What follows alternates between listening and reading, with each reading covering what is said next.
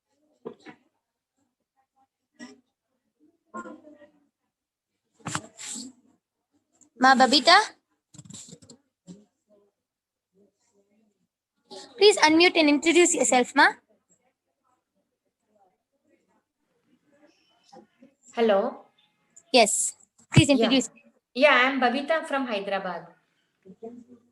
Yes, okay. Before we enter into today's power manifestation, let us begin with a small introduction about the source of all, Paramashiva. Paramashiva is the primordial divinity, the ultimate reality and cause, which is self-effulgent, Swayam Prakasha, all-pervading, unchanging beyond time, space, form, and causality. Today, an incarnation of Paramashiva walks among us in the form of the Supreme Pontiff of Hinduism, Jagatguru Mahasannidhanam, His Divine Holiness Bhagavan Nithyananda Paramashivam, initiating disciples all across the globe into the various powers of Paramashiva, out of which today you will be witnessing the extraordinary Shakti of consciousness over matter. So what we'll be doing here is Ma Bhavita over here has a coconut, and she will be holding the coconut in front of the camera with her palm completely straight, and Ma Kaladra is going to be rolling the coconut off her hand. And what we'll be doing today is not just merely rolling the coconut off her hand. She is going to be breaking some of the deep root patterns, some of the deep incompletions which is in Ma Bhavita, and she will be completing them.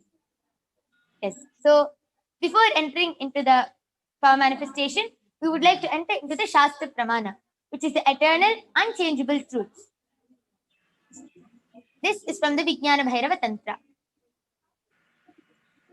Vachid vastuni vinyasya shanay drishtim nivartayet tajnanam chitta sahitam devi shunyalayo bhavet. Kvachid vastuni vinyasya shanay drishtim nivartayet tajnanam chitta sahitam devi shunyalayo bhavet. Kvachid vastuni vinyasya shanairdrishtim nivartayet tajnanam chitta sahitam devi shunyalayo bhavet. Yes. With this beautiful Shastra Pramana, Ma Kaladra is now going to begin the power manifestation by chanting the Mahavakya. Om Nithyananda Paramashivoham, which is the direct passcode which continuously reminds us that we are Paramashiva. All of you can also join along with us in chanting the Mahavakya. Om Nithyananda Paramashivoham. Om Nithyananda Paramashivoham. Om Nithyananda Paramashivoham.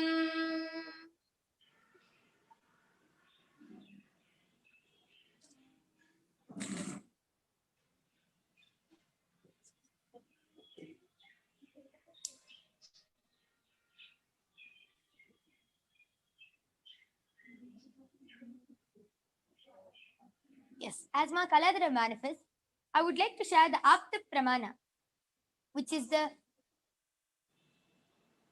experiences or compilations of our ancestors, the Vedic rishis and munis who have time tested and verified this extraordinary science. Yes, Ma Babita, I request you to just lift the coconut a little bit, Ma, so it can be shown to all the viewers. Yes, thank you. The Apta Pramana for the power of consciousness over matter goes back to the time of Dwapara Yuga of Sri Krishna. When Sri Krishna was born, his father Vasudeva wanted to take him to his friend Nanda, as in Mathura, King Kamsa was waiting to kill Sri Krishna. And as Vasudeva took Sri Krishna to his friend, he had to cross the river Yamuna. And he just connected with the divine and requested river Yamuna to part and give way for him to walk across. And immediately, simply river Yamuna just parted and leaving a sandy track for him to cross over with Sri Krishna and take Sri Krishna safely to the other side. This is the beautiful Apta Pramana for the power of consciousness over matter. And it is so amazing how our ancestors were able to manifest these powers as a day-to-day lifestyle. Anytime they wanted, anytime they needed, they would just manifest these extraordinary powers. Now, all of you might be wondering, if they have manifested these powers as a day-to-day lifestyle, why are we not manifesting them anymore? The answer is delusion. Delusion from generation to generation.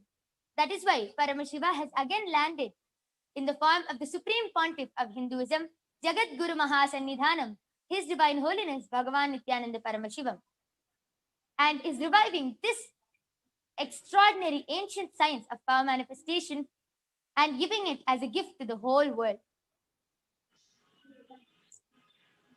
Yes, the coconut has rolled off Ma Babita's hand. Okay, so it's still there. Okay, I request you to show it in the camera, Ma. Please do not move your hand. I request you to keep your hand completely still, completely flat, and to not move your hand from the camera, Ma.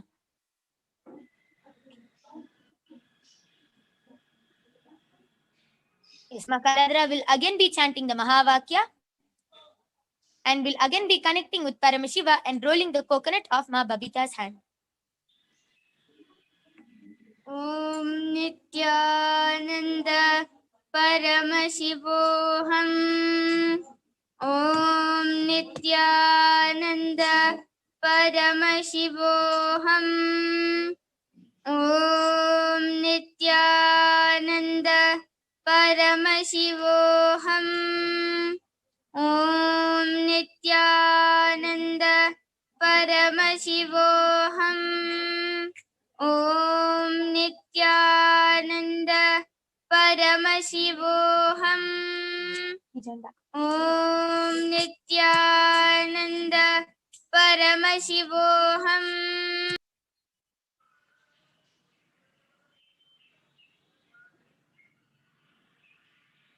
Om Nithyananda Paramashivoham. Om Nithyananda Paramashivoham. Om Nithyananda Paramashivoham. Om Nithyananda Paramashivoham. Om Nithyananda Paramashivoham. Om Nithyananda Paramashivoham. Om Nithyananda Paramashivoham. Om Nithyananda Paramashivoham. Om Nithyananda Paramashivoham. Om Nithyananda Paramashivoham. Om Nithyananda Paramashivoham.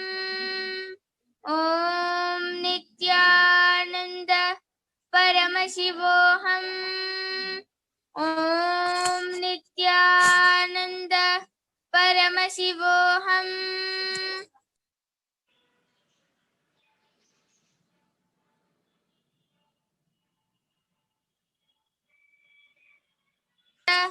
Paramashivoham. Om Nithyananda Paramashivoham. Om Nithyananda Paramashivoham.